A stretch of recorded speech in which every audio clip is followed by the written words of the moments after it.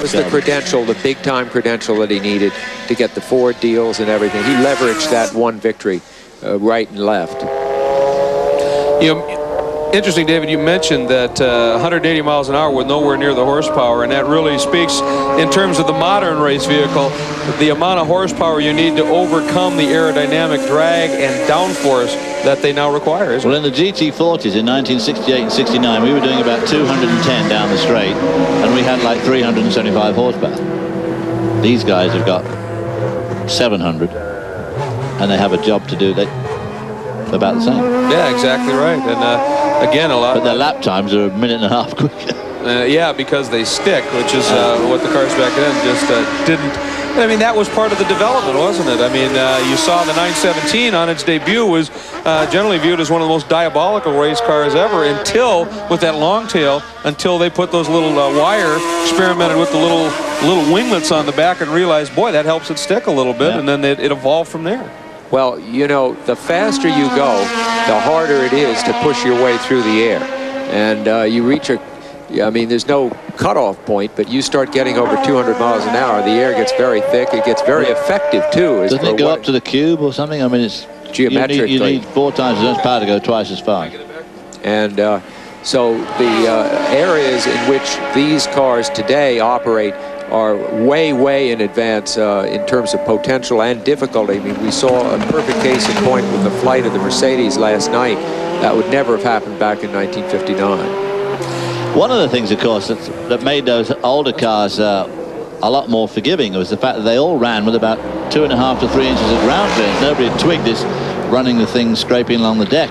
And, of course, the problem with these cars that run so low is when you get that gap suddenly widens up and some air gets under it, it's a disaster. Those other cars had air underneath them all the time.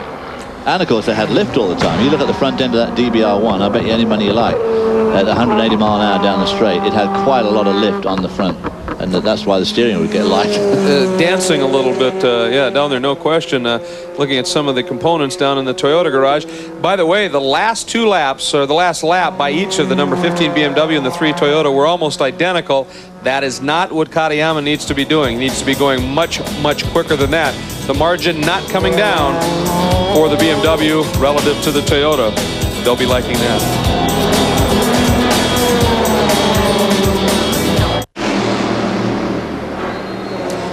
A beautiful view of the Malzahn from the Goodyear blimp. We now go down to the Toyota Team Europe garage, and that is the car, of course, that they're quite interested in. Now, Katayama did pick it up a little bit in his last lap, turned a 3-minute 36.2 second lap, a 1.5 seconds faster than that lap of the BMW previously. So that's helping, but not enough. The margin is 1 minute 53.5 seconds, and he's going to have to be trimming much more than a second and a half a lap off to be able to make this one happen. And David, you and I were just talking about during the break, the Toyota has got another stop to make. The BMW might have to make 2, but that second stop could be a very short one late in that final hour just to get enough fuel to get to the finish. Yeah, yeah, exactly. I don't see the BMW stopping until about the same time as the Toyota, actually. They'll probably stop almost together, and then the Toyota should be able to run to the end, but the BMW might have to make a quick stop. Be interesting to watch it unfold. Meanwhile, the margin for the battle for 4th between the number 18 BMW and the number 7 Audi after the stop, 8 seconds. That is exceptionally close right now. And let's see, what is Oberlin doing? He has not been able to find the speed that the car had seen. Of course, that 3-minute 39.6 lap, their best was turned much, much earlier in the day. And Oberlin lapping at 3:45, 46, 47 in there. The Audi, of course, tough for us to tell right now because it just came out of the pits at a 5-minute 31 lap because of the pit stop. It'll take a couple laps to find out just where the Audi is in terms of pace. David, you drove for BMW, of course, for several years. If they succeed in holding on winning this race, what do you think they do with the winning car? Whip it right in the museum? Never race it again? I would say so, yeah. I think so. They have quite a collection, and they do not, however, have a Le Mans winner in that collection. They have cars, McLarens, that have BMW engines in them that have won Le Mans. But they don't have an outright machine. So this is a very big part of BMW history at play. Interesting. I wonder, the Goodwood Festival of Speed's coming up soon. I wonder if they'd have enough time to polish that winner off. And it's perfectly clean right now. That's true, it is, isn't it? Yeah, I don't see how they've done this. Here comes, this is the stop. The number 8 machine, Emanuele Pirot is in, and Alan de Cadenet is there. Yes, I am indeed. The number 8 Audi is in the pits. No driver change, of course. They've got wheels all ready to go on, brand new tires. The fuel is going in. Car's looking pretty grubby, but everything's nicely together. And of course, this car's in 3rd position. It's actually, 4 laps down on the Toyota. However, very important they stay in contention, because this race has still got an hour and a quarter to go. They didn't change tires. They sent it out with its original tires. It's got a full load of fuel. Off it goes. It's still in the hunt. Anything goes wrong up the sharp end, they're ready to pounce. Alan, nothing going wrong at the sharp end, and we have just seen an absolutely brilliant lap from Ukyo Katayama. He has just turned, and I can say this with some certainty now, the fastest lap of the race. Not for the car, of the race. Boutsen had the quickest lap prior to this at a 3-minute 35.5. We were wondering if Katayama was going to be able to really throw some speed out there. He has. A 3-minute 35-second flat lap. That's the best of the race so far. And, of course, at the time, also the response from the number 15 entry of Martini at 3:37. So even at the quickest lap, it was still only a gain of a little over 2 seconds, and that's not going to do it. Too little, too late, so to speak. I still feel that something other than just the pure lap speed is going to occur here, which may decide the race. Impressive, though, that a car that is now approaching its 23rd hour of racing action is lapping the fastest speeds of the race. That's a pretty remarkable achievement, I would think. Extraordinary, isn't it? Yeah. And the track, of course, has gone way past its sell-by date. I mean, it must be slick. It's covered in oil, rolled up rubber offline. Very, I can't imagine the track is very quick. Although, I must say the cloud cover's come over. It's cool. The temperature has dropped. It's pretty cool out there. So maybe the conditions are pretty good for some fast lap racing. And I think the way the cars that remain are bunched, we made that point. You're getting, like what we're looking at right now, long stretches. Lots of clear laps, yeah. Clear laps. He may have had a completely clear lap. He's been working at least half of this lap. He's been working a 4-mile stretch without seeing another car, which, by the way, is an amazing sensation to be out there and just driving like hell, you know, and not seeing another car. It's really, it's a tremendous high. In fact, at this point, you have to almost balance the tension that you're experiencing, because you are in a battle for the lead at Le Mans, which you probably, none of these men likely will ever be again. Maybe Dumas possibly, of course, but not likely any of the Japanese drivers. And I mean, that's a fantastic experience, but you're kind of balancing that with just the sheer thrill of driving a thoroughbred car on an empty stretch of road. And this really is a road. And Alan, do you agree with me? Yeah, Sam, you really hit the nail on the head there. But you see, I think what's happening here is this isn't exactly rivalry amongst the Japanese members of this second-place car, but with Suzuki, who's an older man, setting a really quick time, there's no way that Katayama wasn't going to respond. And at the same time, they're all pumping themselves up to another level. They can all be really proud of themselves. What these guys are doing is bringing their game upwards and onwards. Because, as I said a little while ago, these guys don't want to come second in this race. It's so important to them. They'd like to become Japanese national heroes and go into the history books for all time. So they're going to drive the nuts off this car. And Katayama's going like a conker because he's got everything to prove. And God bless him for it. Andrew, I think you've got something for us too.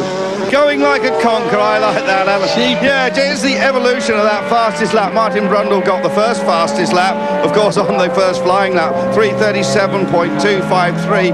Then Alan McNish, very early in the going, lap number 36, reduced it to 3:37.05. On the 92nd lap, it went to BMW Tom Christensen. He reduced it to 3:35.870. And then on lap 116, Alan McNish did 3:35.591. And then, of course, that time has only just fallen now to Ukyo Katayama. Yeah, a tremendous race going down here. An absolutely phenomenal race in the last lap for Pierluigi Martini. The margin was, for the lap speed, a 3-minute 39.7 second lap. and so it continues to vacillate, no question. But Katayama, what a remarkable effort he has thrown in. You see a look, I believe that's the number 21 Nissan, the Nissan in the pits with the Courage program, and they continue to be fairly impressive, quietly so though, back in the 7th position. And there is Max Angelelli on board the number 11 Panoz, and we are closing in on the final hour of the 67th running of the 24 Hours of Le Mans.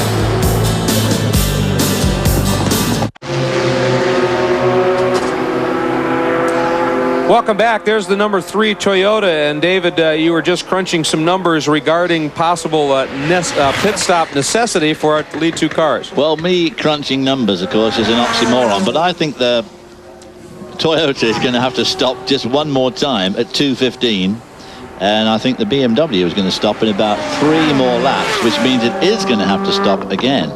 But it'll be a brief stop, but still a stop is a stop, and with a long in and out or long in on the pit here, it's still going to be marginal, because after the stops we've always seemed to end up with about 1:40 seconds between the two of them. If the Toyota could consistently chew away at like 2 seconds a lap or 3 seconds a lap, it'd be different, but he doesn't seem to be able to do it.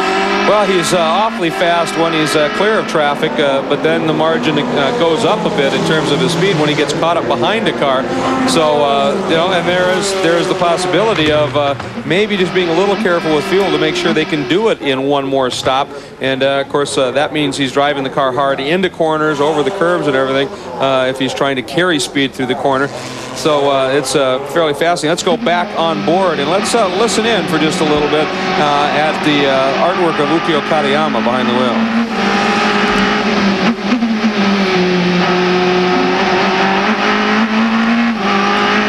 That's through Tertre Rouge, now onto the Mozart.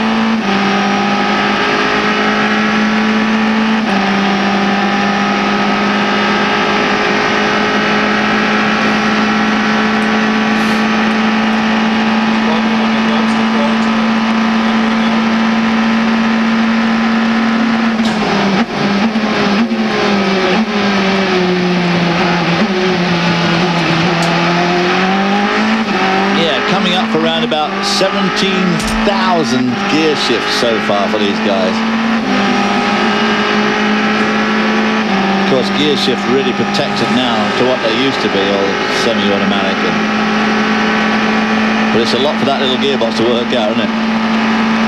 Here comes the king.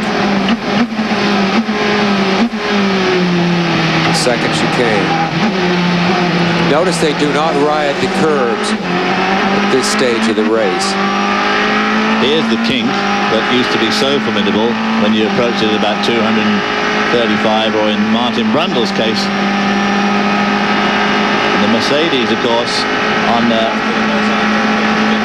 went over at the right there, in fact, on the morning warm-up.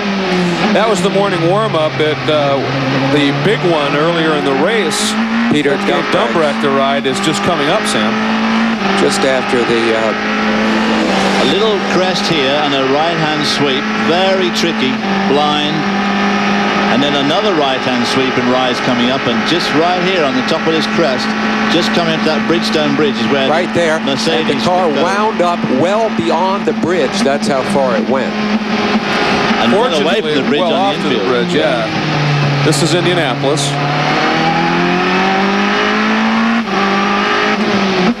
This is the Arnage hairpin. This is also a very important corner because it's a long, fast stretch coming up. And here, Sam, we've got some of your empty road that you get in these afternoons as you approach the end of this race. You go around here for an hour and you may not hardly see a car.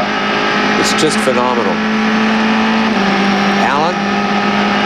You know, I'm really pumped up down here, and I don't know what Hobo was on about being a moron or something there, because he can't be a moron if he can work out the fact that the Toyota only has to make one more pit stop and the BMW has to make 2. So it could well be that this fuel advantage they've had may be somewhat negated, because it doesn't take too big a brain to work it out. We could have a really, really serious fight on our hands. And this getting pumped up stuff is very, very catching, because I've now got myself all pumped up. I think we could be in for one of the most exciting finishes we've seen for years. And I think Andrew's got himself pumped up as well, because you can't do this job in the pit road here and see these guys talk to these guys and watch the machinery and not get yourself excited. And I think that's what's happened to Andrew, isn't it? Absolutely right, Alan. That's why I love coming here every year. The pit board says it all in BMW. David is right. Box, that means pits.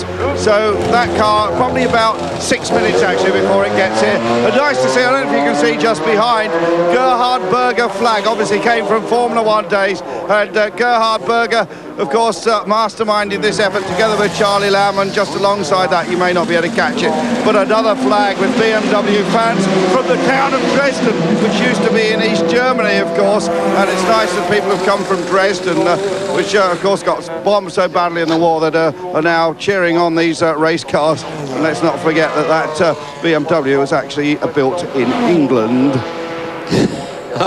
A very smooth segue there, Andrew, I thought. Well, you can see the crowd, too. They are starting to crowd the fences as we are just literally minutes away from the start of our last hour of the 67th 24-hour of Le Mans. And once again, Ukyo Katayama, there's the bane right there. When he's on clear track, he is unbelievably fast. He's had some clear laps, but he also, as you said, Sam, is going to be catching some traffic. We're going to break away so we can follow the progress here in our last hour. 76 years ago, a race was conceived in Western France that was dedicated in equal measure to technology and to sport. The race was 24 hours long enough to expose the faults of any car, long enough to test the mettle of any driver. The course, modified somewhat over the years, is today an 8-mile dash through a countryside of fields and pine woods. The lap links the small towns of Mulsanne and Arnaud with the city that gives the course its name, Le Mans. Today, Le Mans has an aura that defines the way people think about racing. It is fast, with speeds over 200 miles an hour, and it has a legacy of danger dating from this moment in 1955, when 90 spectators were killed in the worst disaster in racing. It was here that Alfa Romeo, Jaguar, Ferrari, Porsche, Mercedes-Benz made their reputation in the rarefied world of high performance. And this year, more major manufacturers are gambling more money on this race than any other. It was here that Tazio Nuvolari, Luigi Chinetti, Phil Hill, Olivier Jeanabien, Jackie Eakes, and Derek Bell proved that in addition to being fast, they were also smart, relentless, and even lucky, because this race calls for luck. 24 hours, afternoon, twilight, night, then dawn, midday, and back to afternoon. Le Mans is trial by time and trial by distance. A race on a grand scale, an old race that renews itself again today.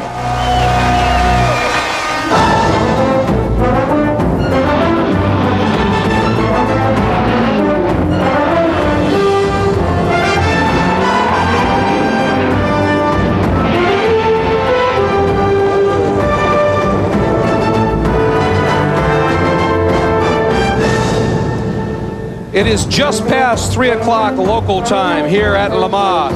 And as you watch, perhaps one of the stories of the event unfolding, Pierluigi Martini brings the lead BMW into the pits for what we suspect will be its second to the last stop, not its last. This could be very interesting. Andrew? Yes, I'm here to have a look at this final pit stop. We're trying to stay calm, as exactly all the drivers and team members are. Yannick Daumitz looks on. Look, Yannick talks there to Pierluigi Martini, who nods his head, the thumbs up. Look at Yannick there, just looking in and now walking away. Not quite sure why he's wearing that silly woolly hat. He probably thinks he's going skiing. He's certainly not doing that. He's probably going to win a motor race. And the fuel continues to go in. And of course their next pit stop will be just a splash and dash, but this is a full fuel up.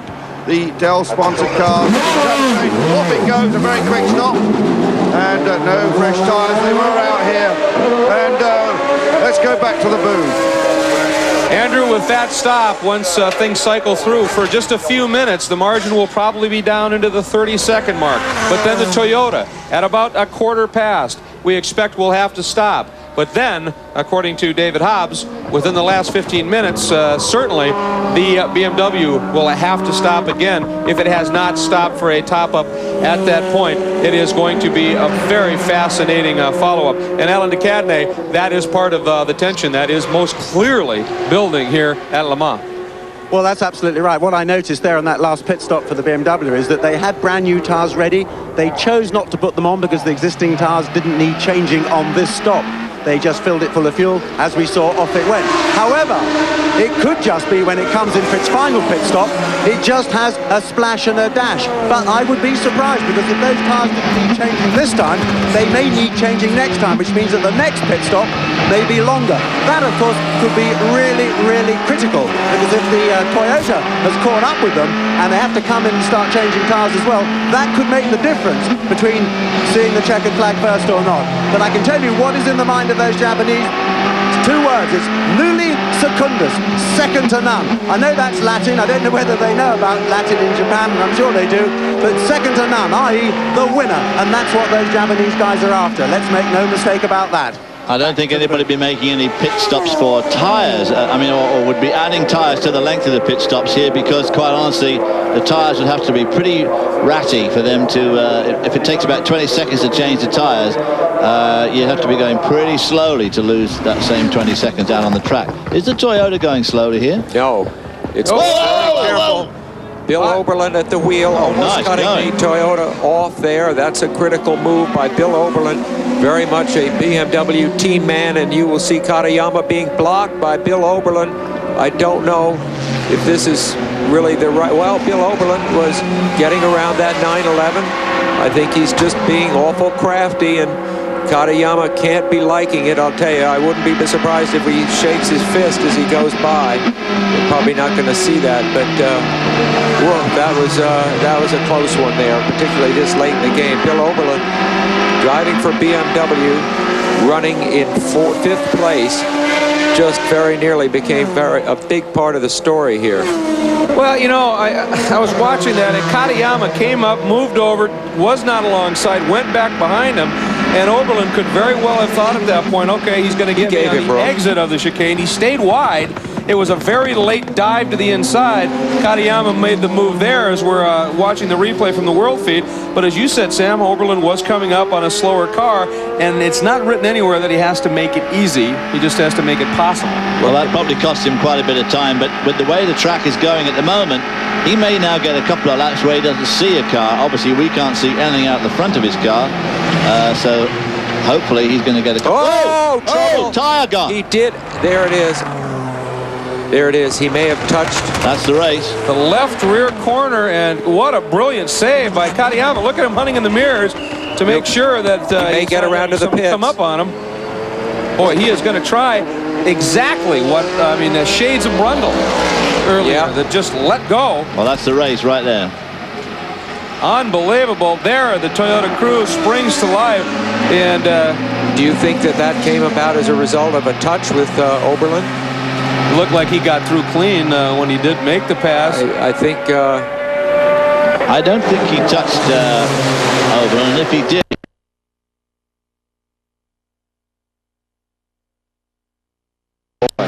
There... Near... And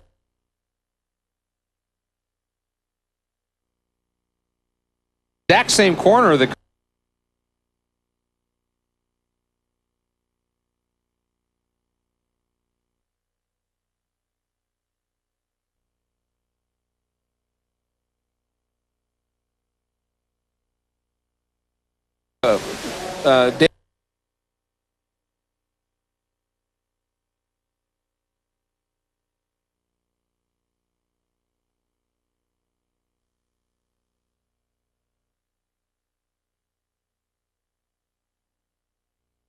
BMW.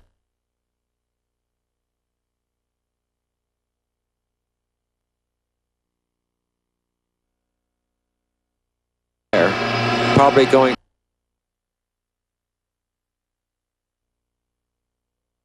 race, do they?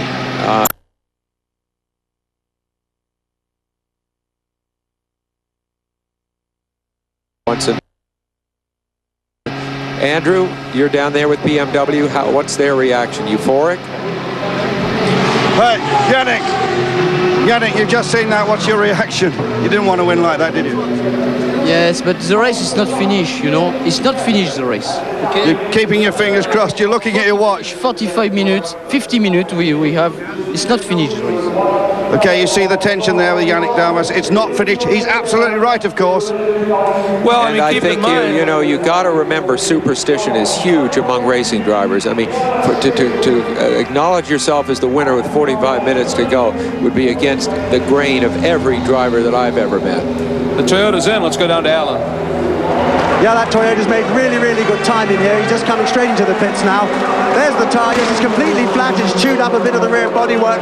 Oh, it's a tragedy for them, but they'll have it right. They're putting fuel in. Now, that's interesting. They're topping the car up with fuel, first of all, before they do anything else. They've got brand new tyres and wheels out here, all ready to go. This is the last thing in the world they wanted. It is such a shame for them. Guys were going like rockets, and this is what happens. It's really, really bad luck. That's exactly really what happened to Brundle, of course. He had an explosion on the left rear there, and that's what put him out of the race.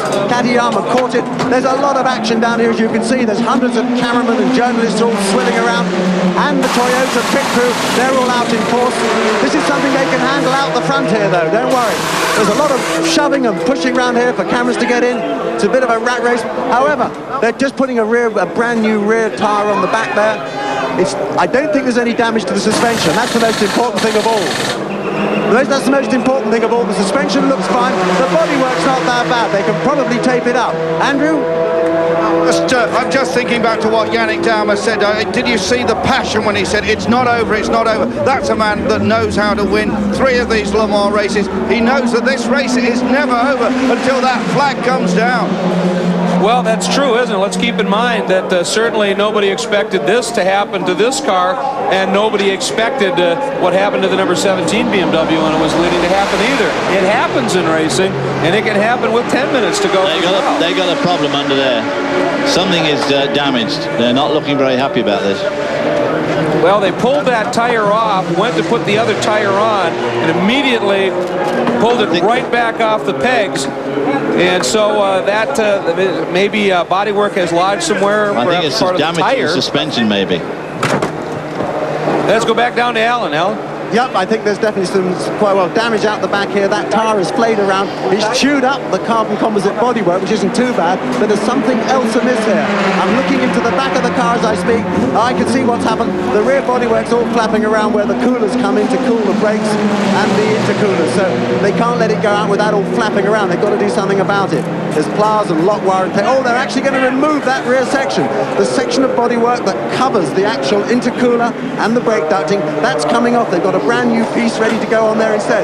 It doesn't look too bad actually over the turbo. I'm having a look at it now. It's a little bit dented, and there's something else he's just fitting in there. What is it? I can't quite see. I'm having a look in there. Oh, I see what it is. There's like a support wire that comes out to hold this piece of flapping bodywork. That had lost its connection. Now the new piece of bodywork has got the connection for that piece of wire. So they can connect that up. Once they've got all the fasteners, the cam locks in place to hold this flapping body panel, they'll connect up that wire which braces it. This car should be able to lead. I can see Katayama in there. Look, he's pumping the pedals. He's all pumped up, ready to go. It's a real tragedy for these guys, actually, but they are solving it beautifully. They've got the back ready to go on any minute now. This is actually greased lightning working here. These guys, again, these really know what they're doing. Alan, to go. This is amazing. It's quite amazing. This is quite a remarkable piece of workmanship going on here. Alan, do you think they should have put it into the pits there in the first place and been able to use more men on the job? Well, I can tell you, I don't think it's a question of more men. They're only allowed to have so many men working at one time, as we know, when the car is outside the pits here rather than inside. But they're cool. They're being very cool about this. They've got everything sorted out now. He's just connected up that bracing wire. That panel is on. The cam locks are down. I can see the little tool going in there. He's twisting them to the right, locking them up. He's taping over them, make sure they don't come out. The car's full of fuel, don't forget, it's already been done. Looks a pretty workman-like job to me. The rear wheel's going back on now.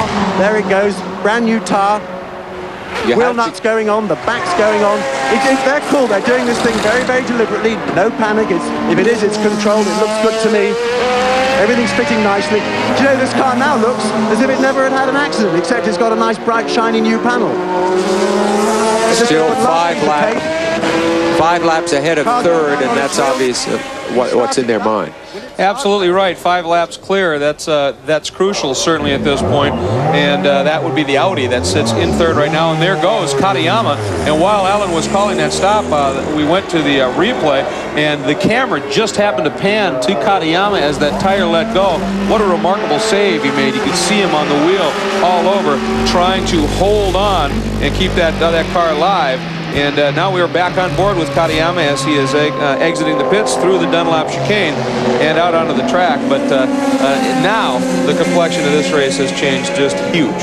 Well, he's got 46 minutes to go, so he'll probably be able to do this without stopping. The BMW will have to make a quick splash and go, but of course nothing. But let's just take a look. This is what I wanted to see as he comes by Bill Oberlin. You see, I mean, I just got to say, the 2 cars came awfully close together, and then there was a failure of Katayama's rear tire. I just wanted to confirm. I don't think any contact was made, but when you consider how close they were, it just seemed like something to check on. Yeah, and that's what we wanted to do, and I sure didn't see any indication of contact. If it would have been more to the front tire than the rear, the way that turn-in happened. So I think it's just one of those things. And Ukyo Katayama now looking very calm when the incident happened, and he's got to now just take care of business here, forget about what happened, and put together some brilliant laps. We'll be back here in Le Mans. Welcome back to Le Mans, and there is a tire in the Audi pit, and there is a reason for that. The number 7 Audi, the right rear tire, has gone down on the course. It is a Michelin. The tires that have had problems for the Toyotas are Michelins. It could be certainly debris on the track, little pieces of carbon fiber, anything. Certainly there is some strange coincidence at work here, though, and that number 7 Audi is coming in, and that could play very strongly into the hands of that number 18 BMW, as that car had been the better part of a lap behind, and it now might just get a bit of a gift. But the number 7 Audi is now coming into the pits. There's the number 3 Toyota as it continues around, but the number 7 Audi right there at the bottom of your screen is made its appearance in pit lane, Alan. Well, down here in pit lane, there's a bit of consternation because everybody knows this car's coming in. We know it's been smoking. Here it comes. It's limping along. No, it's not. It's just going slowly in the pit lane, I guess, because it has to. They've got new wheels and tires out. And here it comes. It's smoking from the rear right-hand side. Now, they're going to have a look at that and see what it is, obviously. The fuel's going in regardless. They're going to fill that up first. They can't touch the car till it's full of fuel. They can't even investigate why it's smoking. They're all poised for it. Fire extinguishers ready. Fuel going in. These last-minute dramas. This is what makes this 24-hour race exciting. The car's gone up in the air now. Having new wheels on. Aiello's at the wheel, of course. He's obviously very apprehensive. Andrew, I think you've got something for us.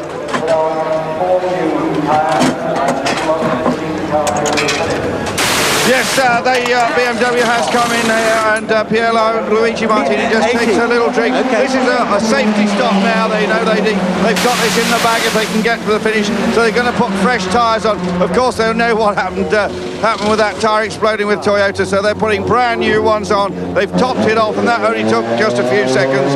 This is probably the last time we're going to see this car in the pits. It drops off the jacks now, and they're just about to fire it off. And it goes back on the jacks. So we've got a little problem here with the left front. That's tightened up, and that's now okay. They fire it up, and off it goes. A notably slower departure there than his last one. It just tells you how much the pressure is off that BMW. Now we're in that long distance mode where you're just driving around listening to every creak and crackle and trying to keep it in one piece. Yes, from a margin of 2 minutes to a margin of over 2 laps, I think you're absolutely right. Now you take your time, you make sure, as they did, get that car up, snug up that wheel, make sure. And Pierluigi Martini, the pressure is off, but that doesn't mean that you still don't need to concentrate fully. Keep your wits about you for the final 40 minutes of Le Mans.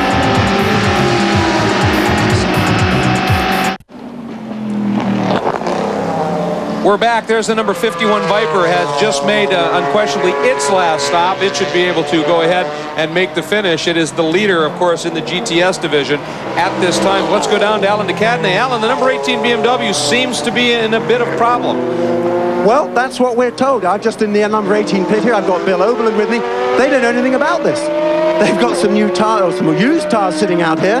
Bill's just coming out the front with me to have a look around, but nobody in this pit knows about this car coming in slowly. Bill especially, and he's right here. No, I don't think that it's coming in slowly. I think the question is it is lapping very, very slowly for somebody who's in a race for fourth spot. Okay, I'm going to ask him then. I think that's a good question to ask. Yeah, Alan, just, I mean, his best lap, or his recent laps, have been in the 355 range, and everybody else is lapping in the mid-345s. So, I mean, he's just well off the pace of the leaders, and he wasn't before. That's the question. Bill, your car seems to be off the pace. I mean, basically, they were lapping in the sort of 340s, and he's coming in now, right? They got the message. Yeah, just seemed to be lapping a little slowly. That's all we thought, and obviously you guys didn't know about it. Oh, I had no idea. I still don't know what's wrong, so we're going to wait and see here what the problem is. It's so close to the end. Well, you saw what happened to the Toyota as well, and you know, the BMW, sorry, the Audi came in too. I mean, it's all these little tiny problems, of course, that manifest themselves at the end, which really boring. Well, that's what 24 hours is. I mean, it's the end that beats everything up. Well, don't worry, you're still in the race. I mean, let's get the guy in here, see what's wrong, get it right, and out you go again. I mean, you're still in there. Back to the booth. You know, Bill Oberlin had been in the car, but he clearly was not in the car when the problems... I thought Bill Oberlin was in the car till the end. He went in... He went in, but he's back out, and I think that was Soper behind the wheel. That was Soper behind the wheel when the number 3 Toyota came up behind it. There now is a look at the Audi, and I believe that's the number 8. That's the number 8 Audi that currently has that very comfortable third spot. It's now only 4 laps back of second, but we are coming up on only 35 minutes remaining here at Le Mans. But Michele Alboreto is a good one to have behind the wheel as you close in at the end of any endurance race, let alone this French Classic.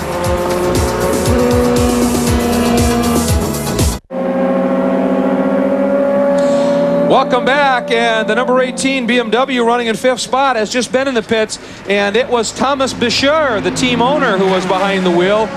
Neither Oberlin nor Soper were the drivers, and he is now back out after a longish stop and a very slow exit from the pits.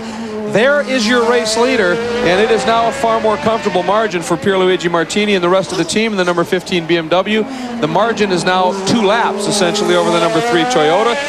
Then the 2 Audis, number 8 and number 7, respectively, the 2 open-top Spiders, rounding out the top 4, and that BMW is in the 5th spot.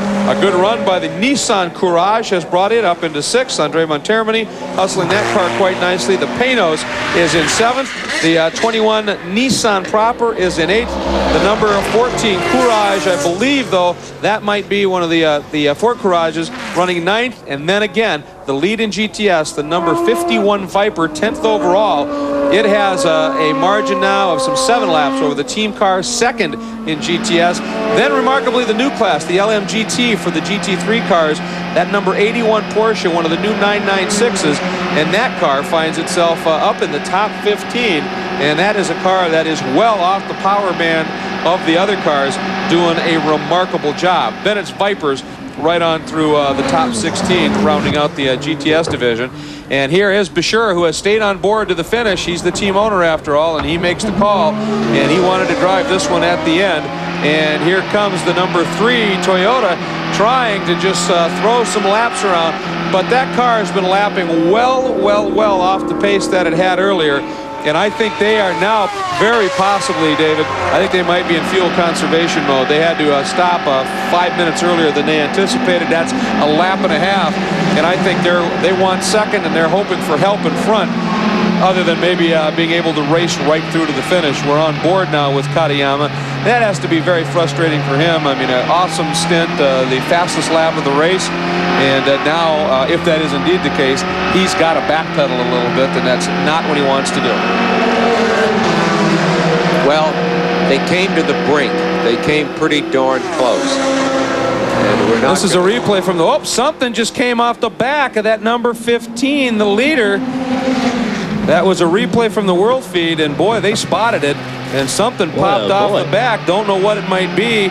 Here comes, now there's a blue flag. Here comes Katayama, but boy, he's certainly taking his time, and of course, this is the car that caught him out a little bit before, and I don't know, maybe he's just being overly cautious and doesn't want to catch the car until he knows he can knife by, but he's certainly letting it draw away there, isn't he?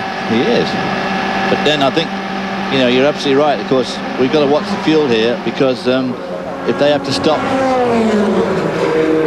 they'll have to stop one more time for real splash of fuel, although he actually didn't go out until right on about 3:15. Saw the number 62 Rook Racing entry of Claudia Hurtgen, Andre Arle, and Vincent Vassé in the pits. We're back on board here, and still Katayama trying to find his way by. Boy, look at that, coming out of Arnage. That car may be more wounded than we think, and it is losing ground quickly. We'll be back to Le Mans.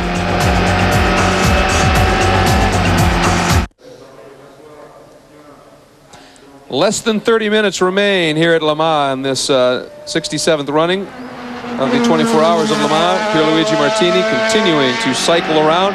Now backing off, lapping at about the 3:45 range, which is a good call indeed. The question is this car. We're on board here with Katayama. 2 laps ago, he turned a lap at 4 minutes. The lap after that, he turned a lap at 4 minutes and almost 8 seconds. So something's not right, and he just yet cannot get by Thomas Bischer. And we have to wonder if there's something more amiss in that car than perhaps we anticipated. Or just for some reason, because he associates the problems that he had with the last time he went by, he's just spooked by the idea of going by. He wants to wait for a really clear opportunity. Yeah, but I mean, how long do you wait? Well, no, I agree. It's just a little bit eerie. Yeah. Well, you brought up a good point. I mean, there was damage back there, and possibly something has dislodged, affected the radiators or something, and maybe his temps are climbing, and he's just concerned about getting to the finish. We don't know. Well, you notice he's not slipstreaming. He's running outside of him, which would be another clue that he might have temperature problems. Coming up on some lap traffic, and there is the number 18 of Bischer, and now we'll see if he gets any kind of a break in traffic, but he seems very tentative just generally. Seems almost content to just sit back there and follow that car right now. Well, they may feel that after that problem that they had, that their best chance is to make sure they finish no matter what, and they don't want to stress anything. I mean, there's no possible way to make up that deficit on speed at this point. Number 8, Emanuele Pirot, is in the Audi, Andrew.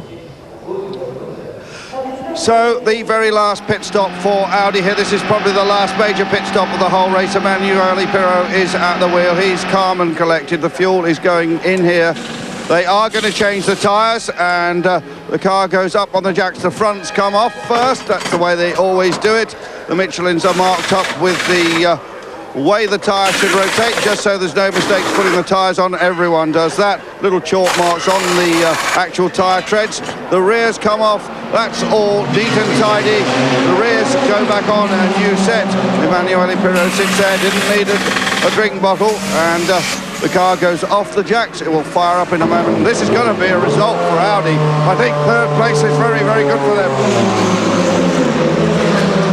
Thanks very much, Andrew. And there it is. The number 8 Audi is away and comfortably in that 3rd spot. 3 laps behind the Toyota, 5 laps clear of its sister car, the number 7 Audi, which now has almost a full lap, 2.5 minutes in hand over the number 18 BMW. And they are lapping much quicker than that BMW at any rate. Let's take a look at our Dodge status update at this point.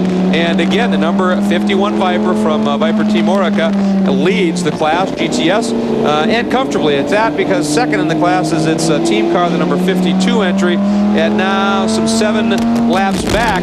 Then it is Viper's 3rd, 4th, and 5th in that class as well, shared equally almost between Chamberlain Engineering and Paul Belmondo Racing. And then that is a great performance. It's Viper's really top 5 in GTS right now. You ride on board with the leader, number 51, as we are quickly closing in on the end of the 24 Hours of Le Mans. We'll be back.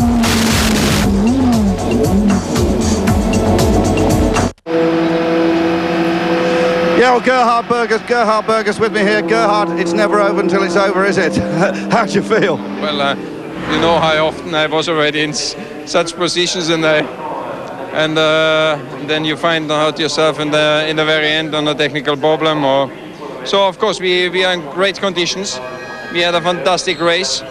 Unfortunately, we lost one car, but was very, very competitive. But now we are still leading half an hour before the end, and now just cross the finger that nothing happened. Do you know now what happened to JJ? Yeah, we had something on the rear bar loose, and it gets together with the throttle system, and it made the engine on full throttle, sticking on full throttle. So it was a combination of unlucky combination of technical failure. So when we saw JJ afterwards, you got cramp or something like that? He has a small cut on the right knee, but he's okay. Now, Gerhard, you've actually won a 24-hour race once at Spa, I think. Yeah, with Charlie together some years ago. There's going to be some celebrations tonight, if it happens. Well, sure, if it happens, if you win a race, you should celebrate it. But let's first win it.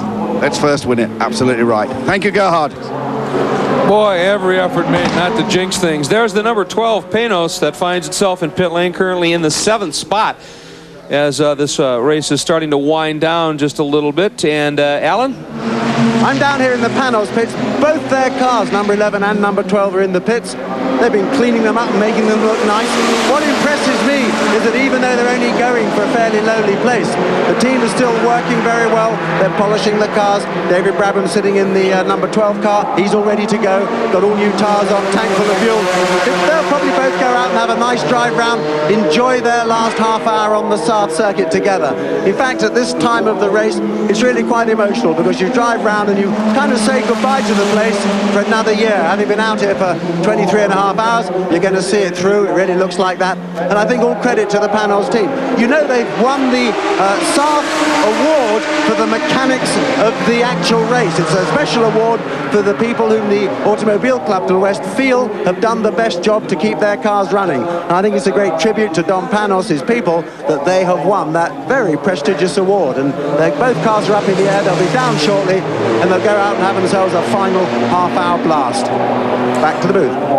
Thanks, Alan, and of course your commentary during one of those stops where they were changing that transmission and the filter and what was going on with those mechanics going from ice-cold, iced water, buckets of ice and water, to hot gear oil and back to the water just so they could complete the stop. I think that is a team that most assuredly has given its all. And in the background, you hear the horns, the crowd starting to get very excited, the chanting beginning for the favorites. Here at Le Mans, we are now closing in on the final 20 minutes, and once again, the energy starts to build. It is getting simply electric here at the Circuit de la Sarthe, and we'll be back.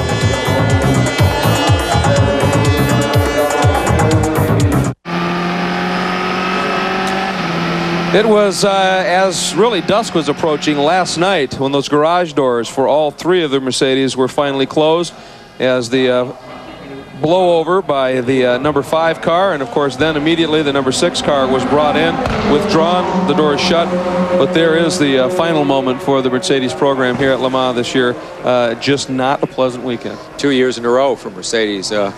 A true humiliation for a company that really is renowned for its success at Le Mans, at least the impact that it makes on this race. And I think the ramifications of what happens. I bought a couple of newspapers this morning, and they both had that car well up in the air, looking really bad. And it'll be interesting to see what decisions the Mercedes management leadership makes about the future of racing like this. I think you're absolutely right. At the same time, you saw some sort of consolation hugs, if you will, being starting to dished out in the Toyota pits. They know they have given it everything they possibly could, and but for the problem with the tire, and I hate to say failure of the tire because it certainly could have been cut by debris, and we don't want to place any blame, but when that tire let go for whatever reason, so did their chance, I think, of a win. And that car continues to lap very slowly. It just went 4 minutes 10 seconds around for the Toyota. He's just going for a finish now, but of course this does highlight the both the danger and the beauty of big-time international auto racing for everybody concerned, the manufacturer, the driver, and of course the tire companies. 4 major tire companies in this race, a whole bunch of major manufacturers who are vying for that luxury share, or the share of the luxury market of cars around the world. which is a growing market share and a very lucrative market share for them. If you take out trucks, it is the second most lucrative market share out there, much more lucrative than the small car. And these guys are all going for it, and there's no better way of getting your name on the billboard around the world than winning a race like this or winning a Grand Prix race. The downside, of course, is if you have a billboard like yesterday afternoon with Mercedes flying into the trees, and that is obviously something that the management have to take a risk on when they get involved in racing, because does Mercedes really want to be beaten by Toyota, who they would consider to be a manufacturer of superb, small, high-volume cars? Obviously, they make Lexus as well, which is a very high-quality, low-volume, or relatively low-volume car. So it's a big problem for these guys, but you just can't get away from the fact that we've been on here for 20 hours now. Right. This has been on TV in Japan probably for about the same length of time, and all over Europe. This is a big, big billboard for these guys. That's true, and of course you talk about the four major manufacturers. There is a very special manufacturer involved in this race as well. It has been, I think, a satisfying one on a few levels for them, Alan. Well, I tell you something, I'm here with Don Panoz, and he can be rightly proud of his men. They've won the award for the best mechanics in the place for the 24-hour race. Don, I mean, that's a wonderful thing to have, isn't it? Oh, that's fantastic. And to consider these guys, we had two cars, gearbox problems at the same time. The team scrambling to change two gearboxes were just fantastic. And here they come. Fantastic to do that, getting burned and everything else. And also, I think that spirit is also for John Leverett in the States, one of our key engineers who was very badly injured in a motorcycle accident just at the beginning of the week.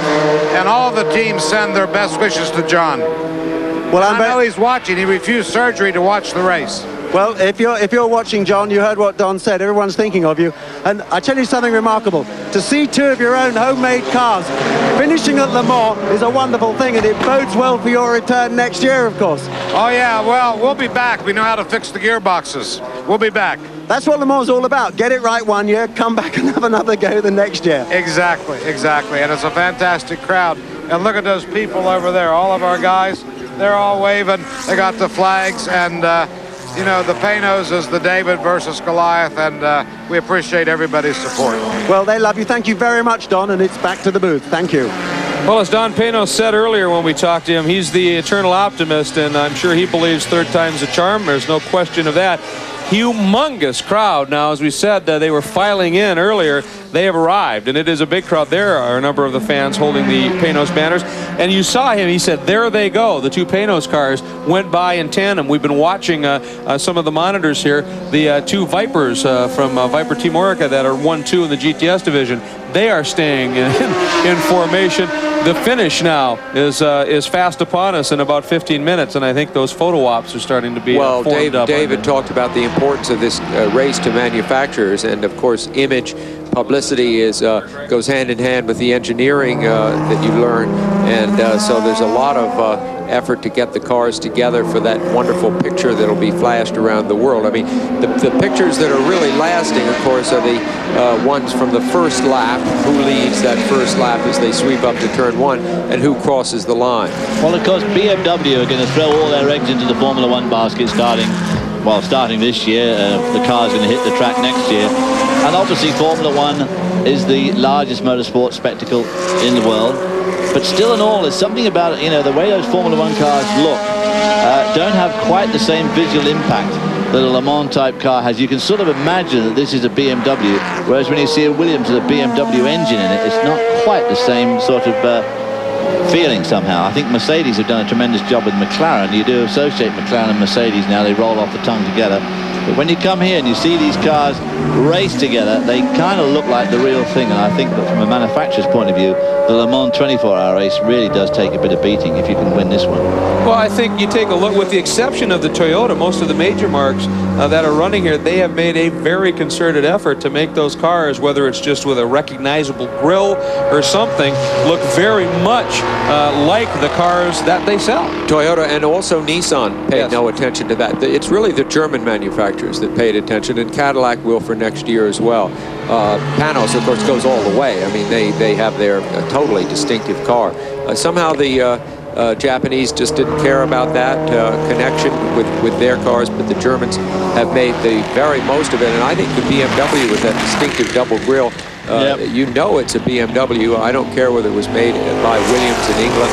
Mostly when it sits in the BMW museum or appears at Goodwood next week or whenever it is, it's a BMW. I think you're right, and there are those two Panoses, again, polished. They took the time to clean them up for that photo op. We were speculating earlier about something maybe a little deeper wrong with the number 3 Toyota running in second than it at first appeared. Alan, have you found anything out? I have actually found out that they are going slowly purely in order to finish the race. There's nothing actually wrong with the car, but they now realize that they can't catch up. Rather than risk bursting it, trying to catch up when technically they can't, they might as well go fairly slowly. But I'm standing here with the two gentlemen who have been driving this car, and if you like, I think we've got a camera here now. I can talk to them. Gentlemen, can I just talk to you a minute?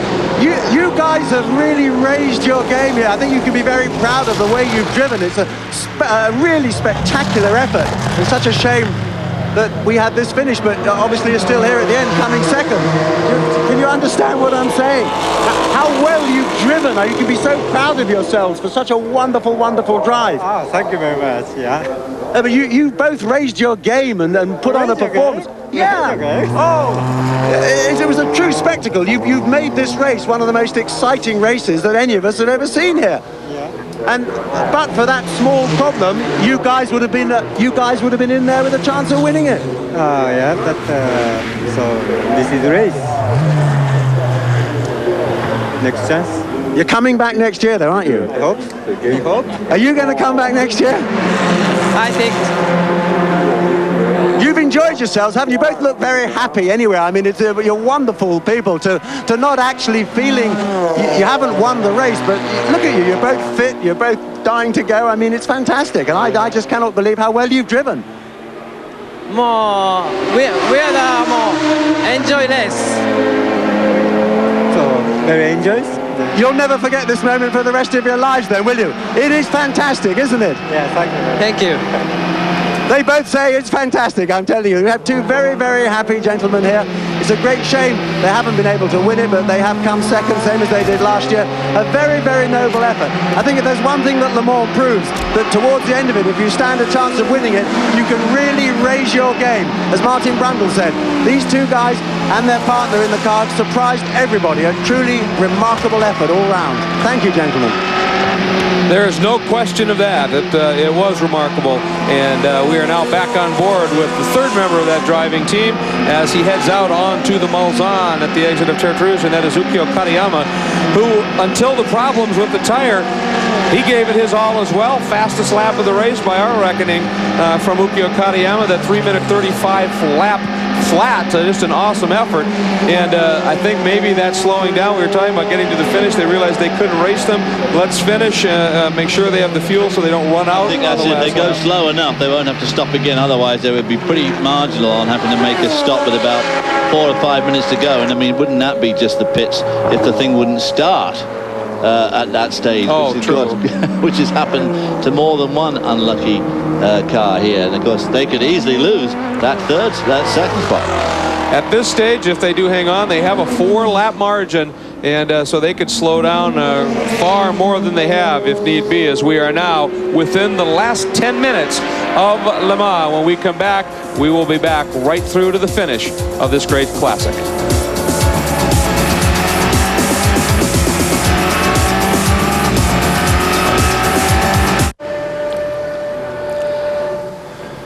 Welcome back.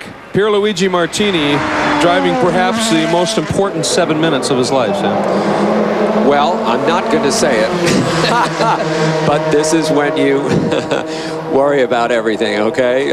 Maybe I'll turn it over to David so he can talk about how you worry about everything. But well, you do worry really about everything. You hear all those little sounds which you haven't been hearing all day long, and everything that goes wrong you think is going to go wrong permanently. You can hear those gears whining in this Toyota. Of course, straight cut gears, they do whine. And at this stage of the race, you start to worry about everything, because they are close enough that even at this stage, if the BMW was to stop now, the Toyota would in fact be able to do enough laps to just pip it. And if the Toyota was to stop, the Audi in fact could just about beat him.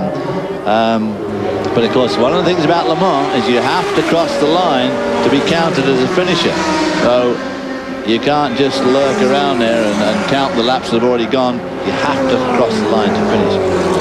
And of course, you know, you guys talked about, you know, hearing things and everything, and it's an off-voice cliche, but it's absolutely true. And at the same time, near the end of this, simply finishing a race here at Le Mans is in many ways a victory. And for teams that aren't in the hunt for an overall win or even a class win, but that have put in a good performance, they can take that as a victory. And there's lots of, no doubt, celebrating already, starting to wind up down in pit lane, Alan.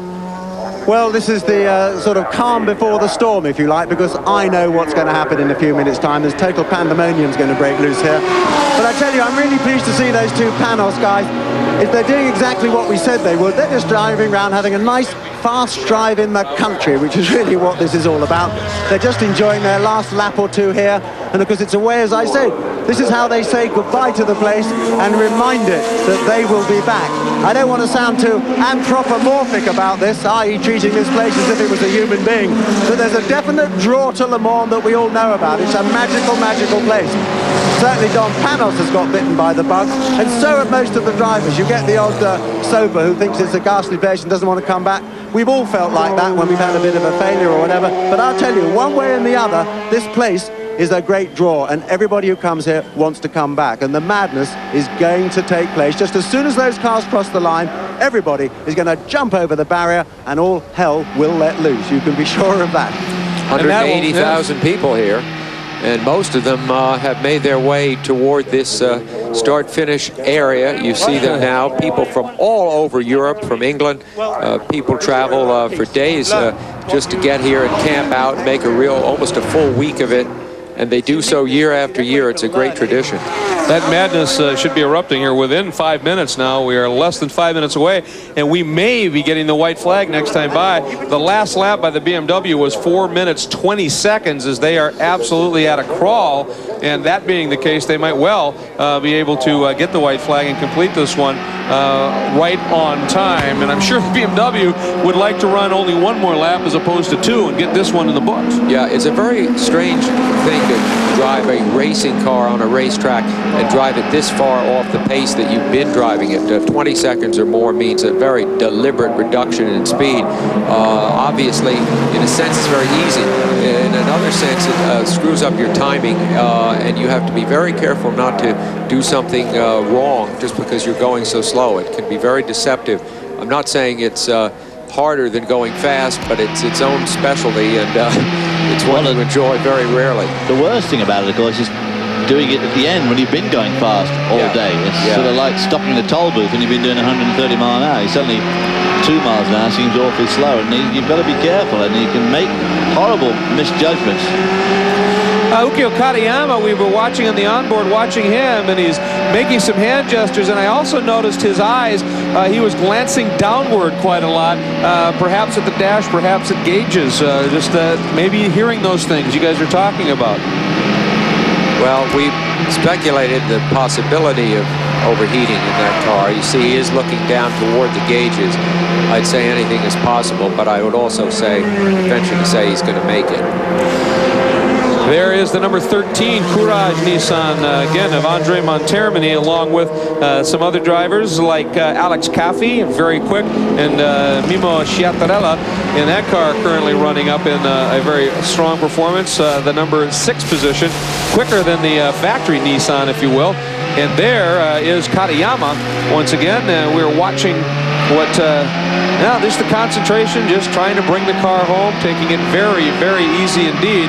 There he goes, looking down once again at those gauges. I think maybe 2 minutes to go, and he's the leader's in the Porsche curves. He slowed up there rather abruptly, which caught that slower car somewhat by surprise. I think he's hoping that this would be his last lap. I think he's going to have to go for another lap. This would be a tremendous feather in the cap of Gart Berger, relatively recently promoted to head of BMW Motorsport, to come back with a Le Mans victory even if it's a lame duck effort, the team saying they're going to get out of this kind of racing probably, all the more astute their investment. I mean, they barely got in it. They won Sebring earlier this year. Now they appear to have won Le Mans as well. That's about the best ratio of payoff to investment you can get in this branch of the sport compared to Toyota. They've been beating their head against the wall for a long time here. Compare it to Mercedes-Benz over the last few years. I know. It's just a very dubious situation. So BMW has really outscored everybody. Audi is on their way, of course, with a third place here today, and they may very well be the powerhouse that wins it next year. But there goes the BMW. It looks like they're going to have to make one more lap. Boy, they timed that badly. Got 40 seconds left, so they're going to have to go around again. It just would have had to go just too brutally slow, I guess. Let's go on board with the Viper as it is working its way around the track. Again, coming through to start that final lap, no question of that. And you know what, when we did that interview with the people from Cadillac, John Smith, the general manager of the Cadillac division, and Herb Fischel, the executive director of the GM race shop, and we were chatting with them during when the interviews were done, and I asked them both the question. I said, you know, the Toyota's budget here this year is reputed to be somewhere between 50 to 60 million for this one race. I said, that's a lot of commitment for this race. Is Cadillac ready to match that? And both said, well, you know, this is a business decision as well as a sporting decision. And they said, we congratulate Toyota on being able to spend that money and have a run at it. But he said, I think we can do it for a much more reasonable business expenditure. And I dare say BMW has, as you're talking about.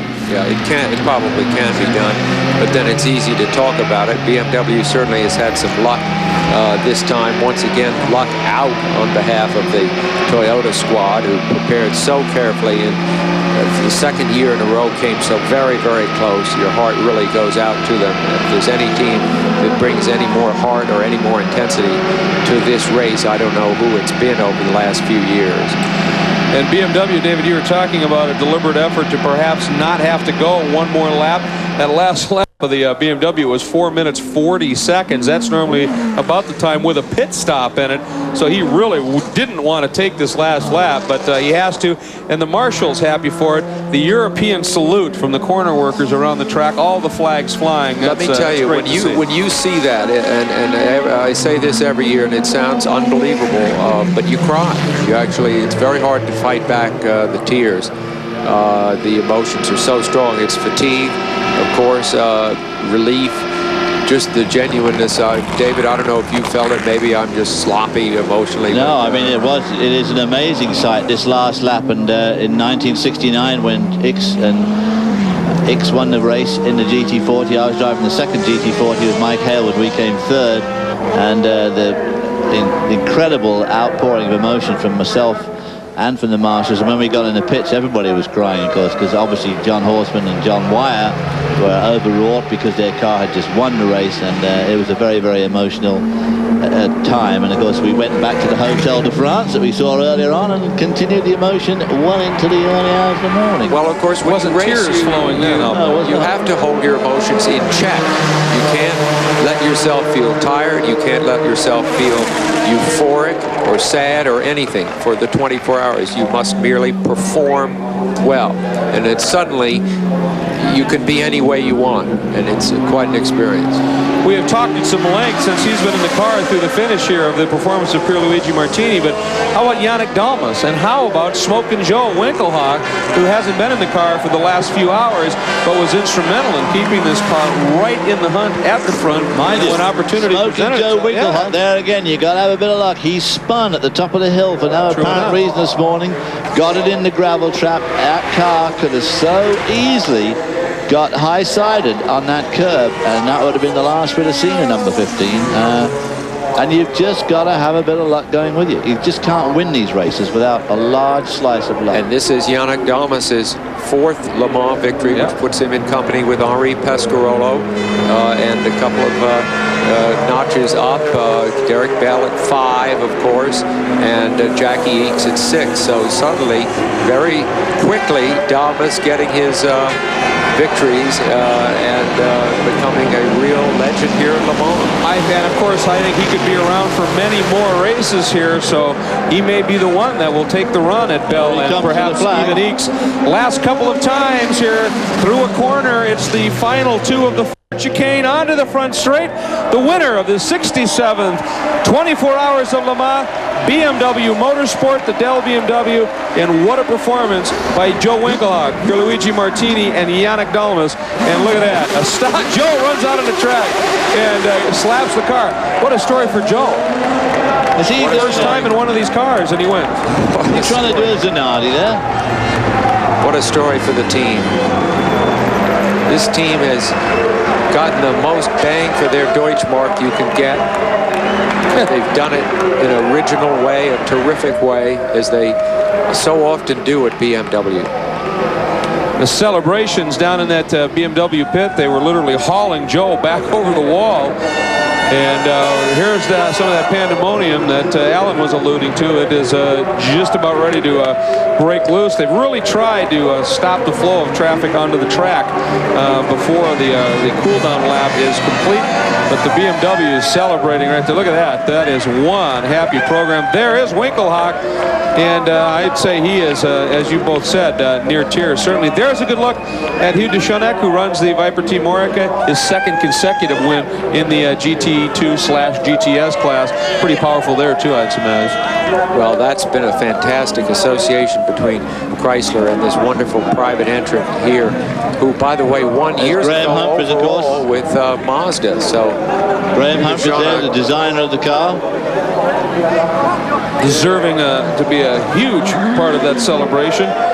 This is a big lift for the Williams Formula One organization, too. Let's not forget that. They designed this car, and they're not having much success on other fronts, and it's a great future for the Williams-BMW Association, which we'll see in Formula One next year.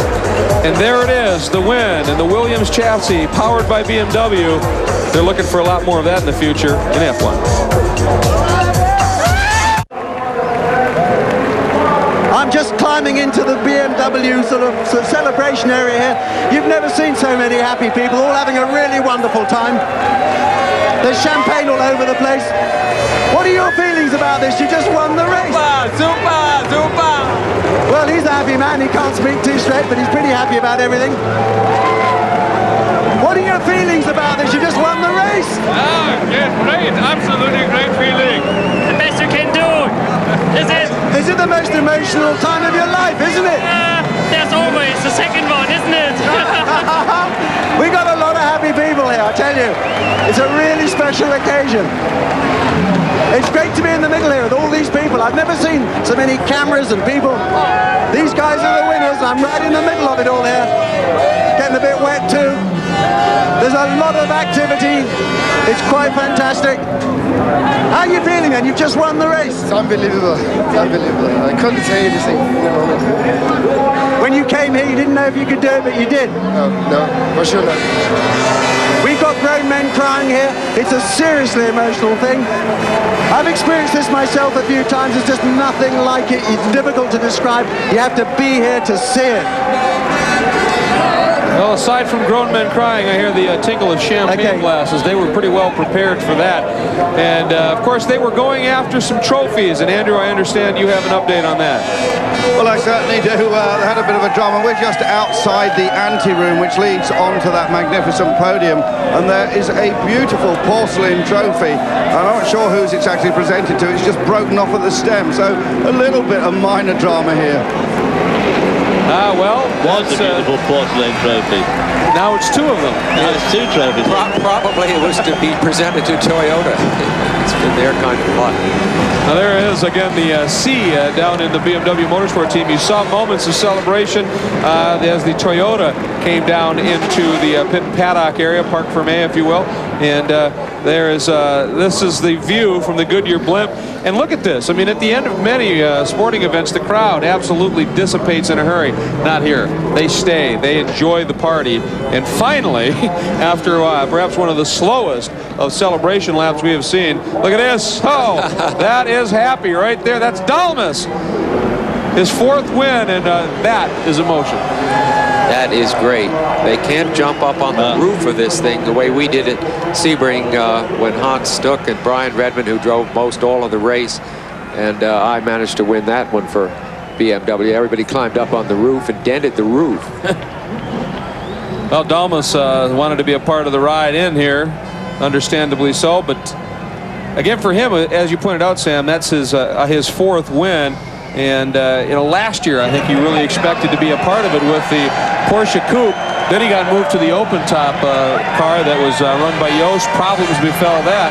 And, boy, this must be a very sweet moment for Yannick Dumas to come back. 4 wins since 1992 when he first won it with Peugeot. That's batting an awful high record. Alan? Yeah, I just tell you, these celebrations are obviously going to go on all night. There's so many happy people here. It's quite amazing. You just won the race. I mean, you must feel amazing about that. After all the hard work we've all been putting in this year, it's just all we deserve, really, you know. One car, one Sebring, the other one's one here. It's just absolutely bloody tremendous, man. I can't explain it. I can't explain it. No. You'll never forget this for the rest of your life. I mean, that's the one, because we're all moving in different directions now. So this is my last one. So it's always good to win it. You know what I mean? Can't explain it. You know. Grown men cry here, and you can be very proud of yourselves. Most wonderful, wonderful thing in the world. Well done. I feel like a child right now. Do it's your privilege. You earned it. Thank you.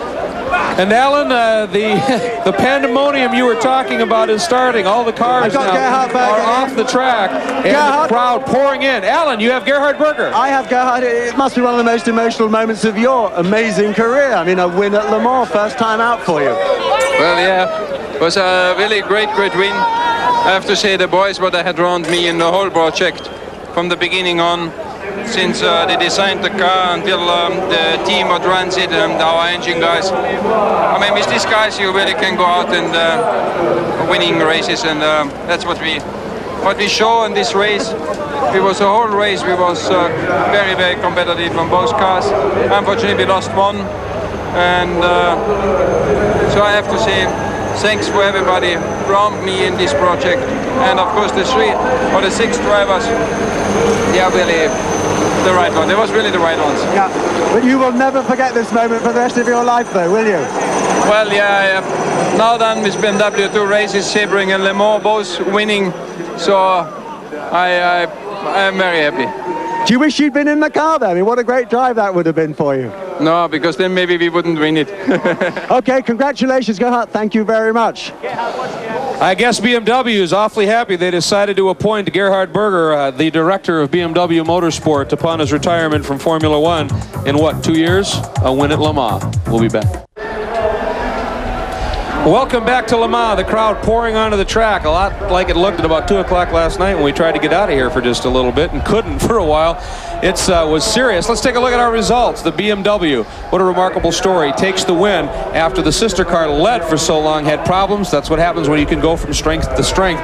Toyota second. What a great effort they put up. The Audi program really not factored into being a podium finisher, gets 3rd and 4th.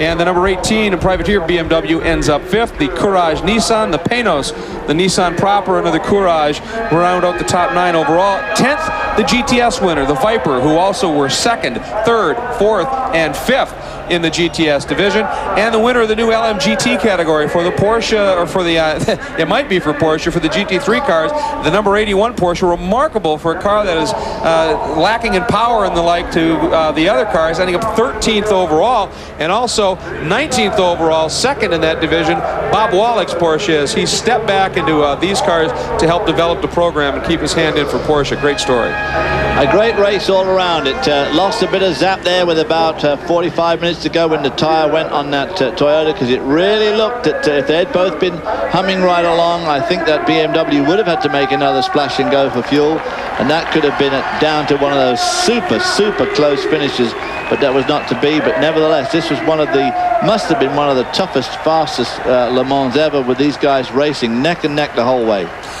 And there's the celebration. There's Joe Winkelhock. We saw Dumas.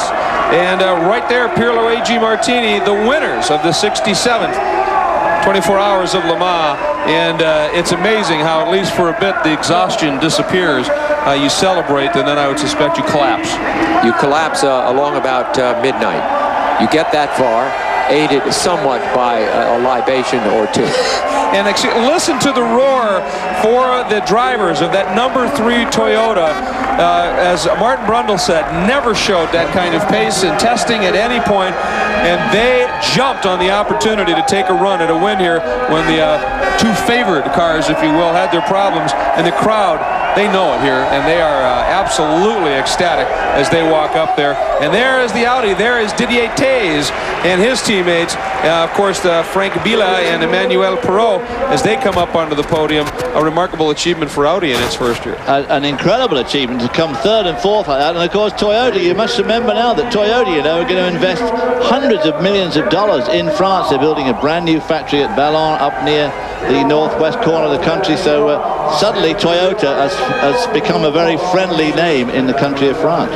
And they made more fans today, unquestionably, with that effort here. And you can hear the national anthem starting to be played here as the celebration on the podium at Le Mans, the Circuit de la Sarthe. And we'll be back with more of the celebrating from Le Mans.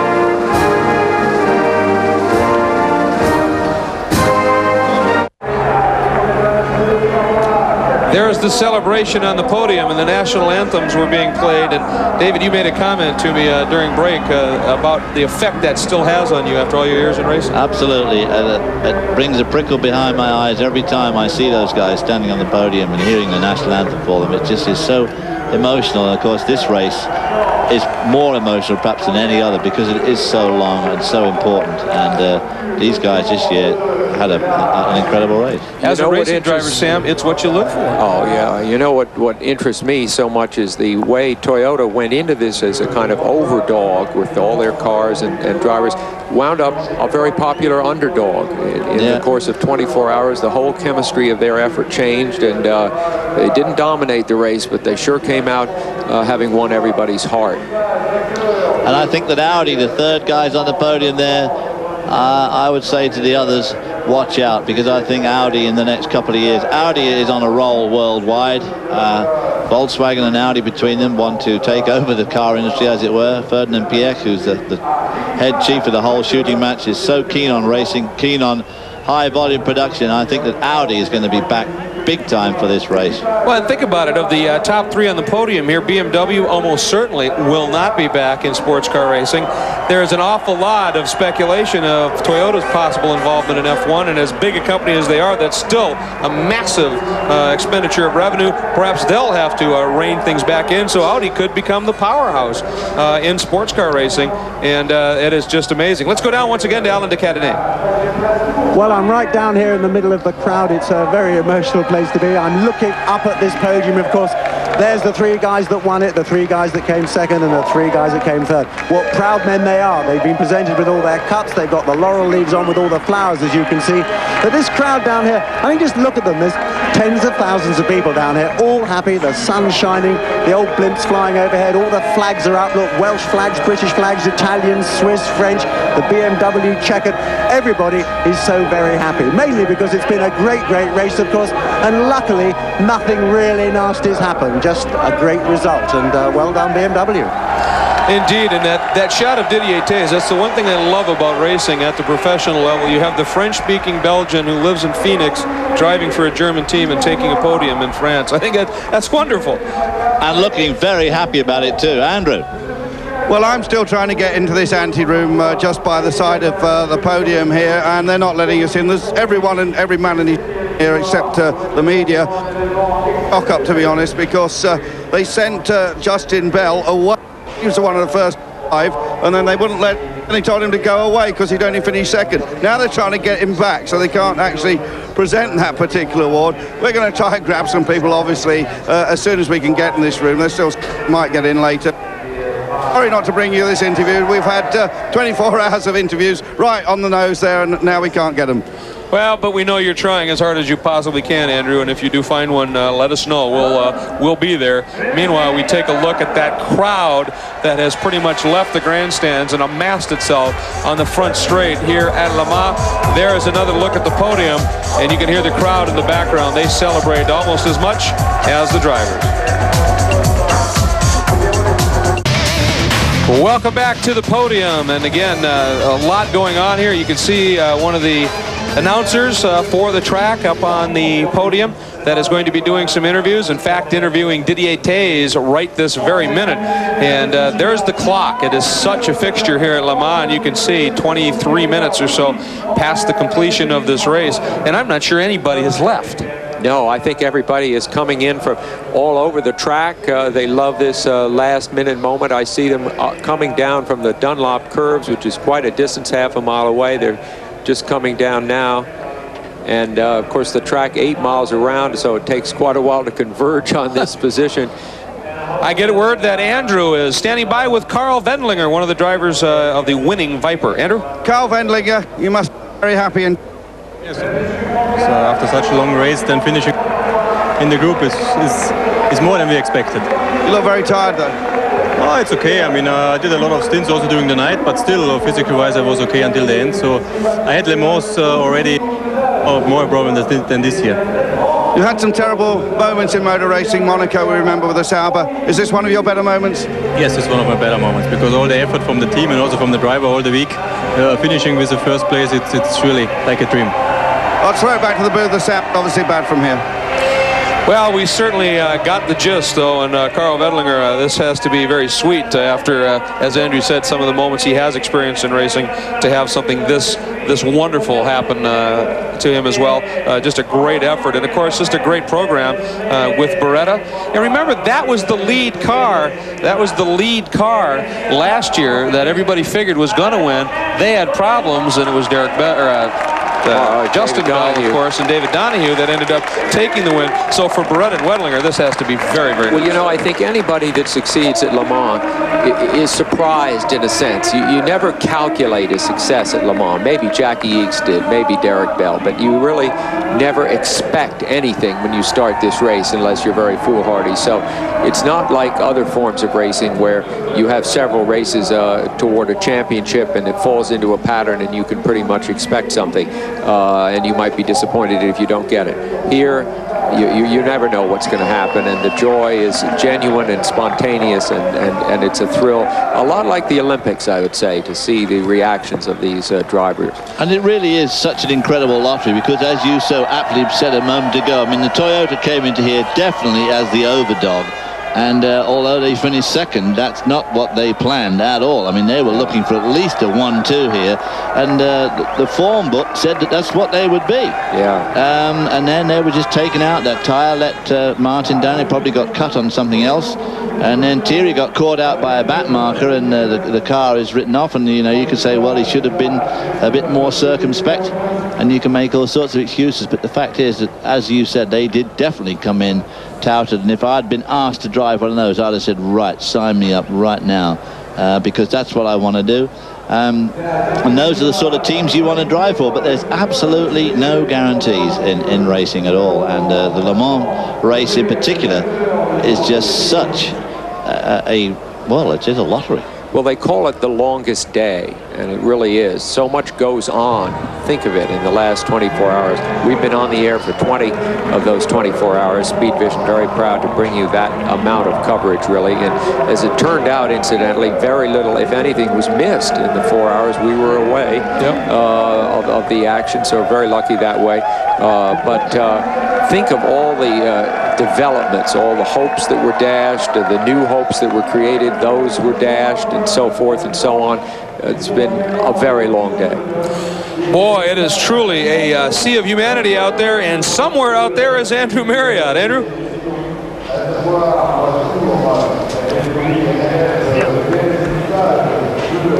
Okay, well, all the winners are now to this room that we've never been let in. Just caught a very quick word with Smoking Joe. You weren't with us, and he was absolutely happy, and now everyone else is fast. We're being pushed back. Ukio, lovely flag. Oh, some serious problems, obviously, where Andrew is being forced to sort of stand in there because of the crowd and the regulations here, creating some problems. Let's go down then to Alan DeCadney, who did such great duty for us down in the pits. Alan, some final thoughts for you from this 1999 Le Mans.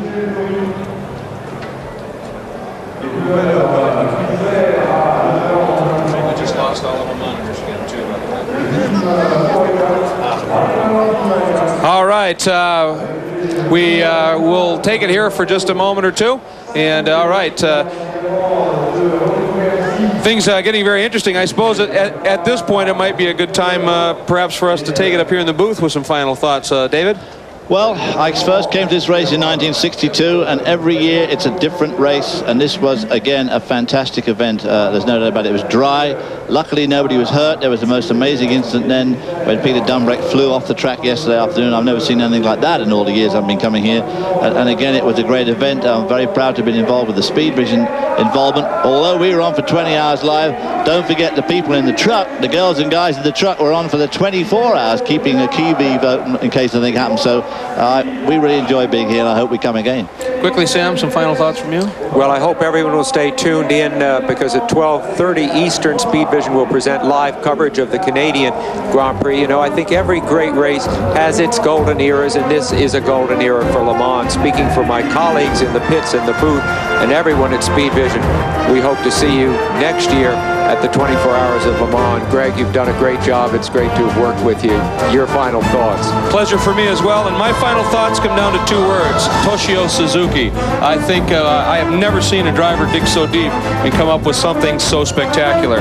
That was very, very special, Sam. Digging deep and coming up with something spectacular is the story of being in the 24 Hours of Le Mans, of having the dream to dream and to think about being in this race in the first place. We hope you will be with us next year when Speedvision brings you its 5th rendition of the 24 Hours of Le Mans.